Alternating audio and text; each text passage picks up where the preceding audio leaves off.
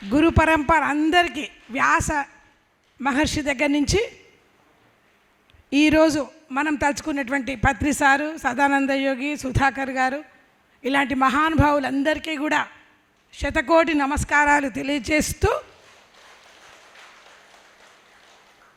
ఇక్కడ సుధాకర్ గారి గురించి రెండు మాటలు. సుధాకర్ అనే పేరు ఉన్నకి విలక్షణత ఉంది. సుధాకరుడు అంటే సుధా అంటే అమృతం, అమృతానికి ఆకారమైన వాడు అంటే అమృతానికి మొదలైన వాడు, అమృతాన్ని స్వీకరించి ఇతరులకు పంచేవాడు అని అర్థం.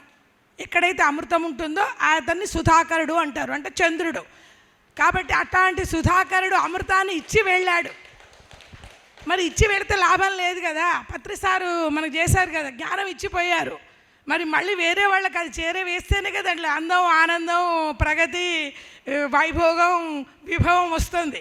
అలాగే ఆ వచ్చినటువంటి అమృతాన్ని ఈ బంగారు తండ్రి ప్రభాకరుడు అంటే తేజోవంతుడు, అవసరమైనప్పుడు మధ్యాహ్నం పూట వెలిగేటువంటి సూర్యుడిని ప్రభాకరుడు అంటారు. పొద్దునైతే ఉషోదయం, సాయంత్రం అయితే సంధ్యా సమయం, చాలా ఉన్నాయి, రవికిరణ. ఇట్లా ప్రభాకరుడు అంటే తేజోవంతంగా వెలిగేటువంటి ఆ సమయంలో ఆ గుణం ఉండి ఆ కిరణాల వెలుగులు పంచేవాడిని ప్రభాకరుడు అంటారు. సూర్యుడికి ఎన్నో పేర్లు ఉన్నాయి, మీ అందరికీ కూడా తెలుసు. కాబట్టి అట్లాంటి ప్రభాకరుడు ఈరోజు ఆ పని పూర్తి చేశాడంటే గురు పరంపర యొక్క ఆశీస్సులు, ఇంతమంది యొక్క ధ్యానుల శుభాశీస్సులు, వారి యొక్క పూర్వజన్మ సుకృతం అన్న దీవెనలు అన్నీ ఉంటేనే ఇది మొదలైందండి. ఇది ఒక విధంగా ఈరోజు ప్రకృతి కూడా చూడండి పులకరించిపోయింది. నిన్న కూడా 2 సార్లు చినుకులు పడ్డాయి. ఈరోజు చూడండి అసలు ఎంత ఈజీగా సునాయాసంగా అయిపోయింది. అక్కడ ఆ వరుణదేవుడికి కూడా నేను కృతజ్ఞతలు తెలియజేస్తున్నా. చిన్న అవాంతరం వచ్చిన ఎంత కష్టమయ్యేది, కానీ రావండి. విశ్వం కోసం చేసే బ్రదర్స్ సిస్టర్స్ అందరికీ చెప్తున్నా, మీకు దేవుళ్ళారా, విశ్వం కోసం చేసే ఏ పనికైనా అడ్డంకి రాదు రాదు రాదు. అది నా జీవితంలో ఎన్నోసార్లు సార్థకం చూసాం. సింహాచలంలో ఒకసారి అయింది, వాసు గారు వాళ్ళందరూ ఉన్నారు. సింహాచలంలో 11 రోజుల ప్రోగ్రాంకు 14 రోజులు అనుకుంటే అప్పుడు రేపనగా విపరీతమైన అన్నీ ఎన్ని అయితే చేశారో అన్నీ కొట్టుకుపోయేంత వర్షం పడింది. తెల్లవారు సాయంత్రం మళ్ళీ అసలు నిజంగా వర్షం పడిందా, ఇంత హాయిగా ఉంది ఏంటి అన్నట్టుగా ప్రోగ్రాం 14 రోజులు జరిగింది. దానికి ప్రత్యక్ష నిదర్శనమే మేము. అట్లా చాలాసార్లు సార్తో అనుభవం ఉన్నది. కాబట్టి వీరికి మనందరం కూడా మనసా వాచా కర్మణ ఏ సేవ వీలైతే ఆ సేవ అందించడమే మన ప్రధాన కర్తవ్యం. ఇది నాది కాదని కాదు, ఇది మన అందరిది. మనం అనే మాటలో ఒక ఐక్యత, సంఘటనమే శక్తి. మనది అన్నప్పుడు ఒక ఆత్మవిశ్వాసం, మనకు ఒక పులకరింపు, ఒక పుట్టింటి భావన. ఇది మనది అన్నప్పుడు ఆ సొంతం, ఆ భావం వేరే ఉంటుంది. కాబట్టి ఇది మనందరిది. ఇక పత్రి సార్ విషయానికి వస్తే, పత్రి సారు 10 అవతారాలలో ఉండేటువంటి మంచిని అంటే అన్ని మంచివి, అవతారాలే మంచివి, కానీ 10 అవతారాల్లో ఉండేటువంటి మేలి రస గుళికలు అంటారే, ఇప్పుడు ఆ వృక్షాలలో లేదా మొక్కలలో తులసికి ఎంత ప్రాముఖ్యత ఉందో అలాగే అన్ని గుణాలను పుణికి పుచ్చుకొని ఒక దైవాంశమే ఒక మానవ ఆకారంలో మన ముందుకొచ్చి, మానవుడంటే ఇలా ఉండాలి, ఇలా ఉన్నవాడే మాధవుడుగా గుర్తింపబడతాడు. మానవ రూపంలో ఉండి కూడా మాధవుడిగా గుర్తింపబడడానికి ఏమేం చెయ్యాలో, ఏ పనులు చేస్తే మనను సమాజం అంతా మాధవుడిగా, భగవంతుడిగా లేదా గురువుగా తలుస్తారు అనడానికి నిలువెత్తు నిదర్శనం పత్రి సార్. నాకు సార్తో చాలా చాలా సన్నిహిత సంబంధం. నిన్న చెప్పాను కదా, సూర్యుడు అందరికీ దగ్గర వాడే. సూర్యుడు చూసాక ఎవరు నా వాడే అనుకుంటారు. అలాగే పత్రి సార్ కూడా. అయితే సార్తోటి 4 సార్లు, మరీ 5-6 సార్లు సార్తోటి వెహికల్లో లేదా బస్సులో ప్రయాణం చేయడం జరిగింది. నా బుక్ సారే రిలీజ్ చేశారు. అవన్నీ పక్కకు పెడితే గురు పౌర్ణమి రోజు సార్ గురించి నేను పద్యాలు రాసి జూమ్లో, ఈ కరోనా అమ్మ పుణ్యమాని 700కు పైగా క్లాసులు చెప్పా. అందులో సార్ బర్త్డే వచ్చింది, అప్పుడు సార్ మీద పద్యాలు రాసి చదివా.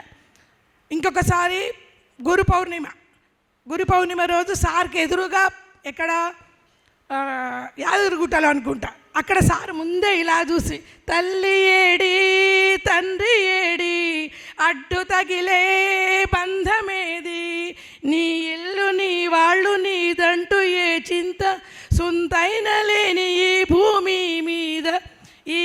మీద నడయాడు ఋషివో మహర్షివో పితామహుడివో ఎవరివో నీవెవరివో అని సారు ముందు పెడితే సారు ఏమి ఓ చిన్నపిల్లవాడు ఎలా ఉంటాడు. అయితే అందరు అన్నారు, తర్వాత మేడం మీ టీచర్ అనిపించుకున్నారు, సార్ని కూడా స్టూడెంట్ చేశారు అన్నారు. అలా పాడుతూ ఉంటే నాకేం రాదు, ఈ మేడం చెప్తే వినాలి అన్నట్టుగా ఒక 9 పద్యాలు అప్పటికప్పుడే సారు అనుకొని రాశాను. ఇదే పగలు ఏది రాత్రి ఏది, అడ్డు తగిలే బంధమేది, ఉచ్ఛ్వాస నిశ్వాసముల ప్రాణయాగాన్ని ఉర్వీజనోద్ధరణకై చేయుధన్ ధ్యానయోగి, ధ్యాన రంగాన ధర్మజీవి. ఇప్పుడు ఇంకా కొంచెం ఇప్పుడు అనుకో నిజానికి, ఎందుకంటే నేను మొన్ననే నాది అయిపోయింది టాపిక్, ఇవాళ పిలిచాడు అనుకోలే కానీ గుర్తొచ్చింది చెప్తున్నా. అలా రాయడం, అలాగే అమ్మ స్వర్ణమాల అమ్మ మీద ఆమె బర్త్డే గురించి రాసినప్పుడు ఒక జోక్ జూమ్లోనే, సార్ ఇవాళ మీ గురించి నేనేం మాట్లాడను సార్, స్వర్ణమాల మేడం గురించే మాట్లాడుతా అంటే కానిండి మేడం అని, అంటే చిన్నపిల్లవాళ్ళలాగా. ఆ రోజు అమ్మది కదా, అమ్మ బర్త్డే అయితే అమ్మదే వాడతాను సార్, మీ గురించి నేనేం చెప్పను అని. తర్వాత పెళ్లి రోజు ఇద్దరు గురించి రాసి చదవడం జరిగింది. ఇది ఒక మహాభాగ్యం, నాకు మహాభాగ్యమే అనుకుంటున్నాను. ఎందుకంటే ఇప్పుడు చాలామంది పత్రిసార్లు చూడని వాళ్ళందరూ చూస్తే బాగుండు, ఇవన్నీ నిజమేనా మేడం, ఇంత సారు ఇంత అందరితో కలిసి ఉండేవాడా అంటే నిజం.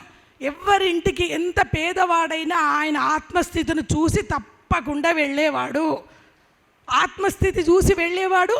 ఒకవేళ కనుక అమాయకంగా ఉంటే కూడా వాళ్ళతోటి ఇవన్నీ ఏమీ మాట్లాడకుండా వాళ్ళను రంజింపజేయడానికి, వాళ్ళను బాధ పెట్ట ఉండడానికి మాట్లాడుతూ భుజం తట్టుతూ తన వైపుకు తిప్పుకునేటువంటి ఒక దివ్యమైన శక్తి సార్ దగ్గర ఉంది. తర్వాత ఎన్నోసార్లు ఇట్లా కూర్చుంటే ఏం చేయకపోతే ఇలా ఇట్లే చూసేది కళ్ళలోకి. కొంతమంది అన్నారు నాతోటి, మేడం సారట చూడగానే నేను కళ్ళు మూసుకుంటా అంటే నేను చెప్పాను, దేవుడి దగ్గరికి వెంకటేశ్వర స్వామి దగ్గరికి అందరు వెళతారు, ఏదో కోరుదామని వెళతారు, తీర స్వామి విగ్రహం చూడగానే కళ్ళు మూతలు పడతాయి. మళ్ళీ వచ్చినాక విగ్రహం ఎలా ఉంది, ఏం అలంకరించిండ్రు, బొట్టు ఎక్కడుంది, ఎంత అందంగా ఏ పూత ఉంది, ఏమీ గుర్తుండదు మళ్ళీ చూస్తే కదా. అవన్నీ నాకు అనుభవం అన్నట్టు, అంటే చెప్పగా విన్నాను కదా వేరే వాళ్ళు. కాబట్టి సార్ చూసినంతసేపు చూస్తున్నా కొద్దీ ఒక ప్రేమ అంతా, ఒక విశ్వంలోని ప్రేమ అంతా ఒక చిన్న ముద్దగా చేసి కళ్ళలో పెట్టి పంపిస్తే ఎలా ఉంటుందో అలా అవ్యాజమైన ప్రేమ. నన్నైతే ఒక్కసారి కూడా ఈ 30 ఏళ్లలో ఒక్కసారి కూడా ఒక్క మాట అనలేదండి. అంటే అన్నవాళ్ళు తక్కువ అని కాదు, నా పరంగా నేను చెప్తున్నాను, ఇప్పుడు నాది కాబట్టి నేను చెప్తున్నాను అంతే. ఒక్కరోజు ఒక మాట అనలేదు. ఎప్పుడు ఎంతో గౌరవం సార్కు. ఆడవాళ్ళంటే చాలా చాలా చాలా గౌరవం. ఒక 17 నుంచి 18 సార్లు సార్ నాకు షాలు వేయడం జరిగింది. అలాగే ఒక 20 సార్లు నేను క్లాసులు చెప్పిన, అంటే సార్ ముందు క్లాస్ అంటే ఇలా మీటింగ్లలో సార్ పక్కకుండి, మేడం రండి, ఎంతమందిలో 1,00,000 మందిలో ఉండని కాక ఇలా పెట్టేది సారు, ఇలా అనేది. ఇలా మనం చూసి ఎవరిని అంటున్నారు అంటే అనేది కరెక్ట్గా మనకే కళ్ళకి తగిలేదు ఆ చూపు, వెంటనే లేచి వచ్చి మాట్లాడేది. అంటే ఒక సామాన్యమైన వ్యక్తి లోపల ఉండేటువంటి ఆత్మ సౌందర్యాన్ని చూసేటువంటి ఏకైక జగద్గురువు సార్.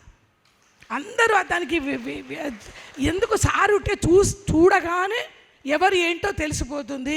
ఎక్కడైనా కోపడ్డారు అంటే ఒక నిన్న అన్నయ్య గారు ఎవరో చెప్పారు కదా, ఒక వంక పెట్టుకొని ఒకరిని కోపడతారు, అప్పుడు అందరూ సర్దుకుంటారు. పిల్లవాడు కనుక క్లాస్లో అల్లరి చేస్తుంటే ఒక్కరిని కొడతాం మేము, మిగతా అందరు సర్దుకుంటారు. అంటే ఏదైనా జరిగినప్పుడు ఒక సెల్ ఫోన్ మోగిందనుకోండి, వాడిని తిట్టడం అంటే అందరిని తిట్టడం అన్నట్టు, ఇంకోసారి సెల్ ఫోన్ మోగొద్దు అని మనకు చెప్పడం అన్నట్టు. అది మనం గ్రహించాలి. కాబట్టి సార్ తోటి ఎన్నో అనుభవాలు ఉన్నాయి. ఈ అనుభవాలన్నింటిలో కూడా మేమందరం, మీరందరూ, మనందరము ధన్యులం. నేను ఒక్కటే అంటాను, సారు కన్న కలలను సాకారం అంటే మళ్ళీ మనం ముందుకు తీసుకెళ్లాల్సిన కనీస బాధ్యత మనది. మనం ఎందుకు పుట్టాము అంటే ఈ ప్రచారణ చేయడానికే పుట్టాము. నేను నా జన్మను చూసుకున్నా, టీచర్గా ఉన్నా, రిటైర్ అయినా, నేను చేసే పని ఏంది బోధనే. ఎవరికి చెప్పాలి? పిల్లలకు చెప్పాలి. దాంట్లో 1 పైసా ఖర్చు కాదు నాకు. ఈ విశ్వం ఇచ్చిన జ్ఞానం అంతో ఇంతో ఉంది, అది నేను చెప్పడమే నా పని. అట్లాగే ఎవరి దగ్గర ఏది ఉంటే అది పంచడమే మనం చేయాలి, పంచితే పెంచబడుతుంది. కాబట్టి అందరికీ కూడా ఈ మరొక్కసారి ఈ గురు పరంపర అందరికీ ధన్యవాదాలు. ఈ అవకాశం మరోసారి ఇచ్చినటువంటి ప్రభాకరుడికి శతకోటి నమస్కారాలు తెలియజేస్తూ థ్యాంక్ యూ.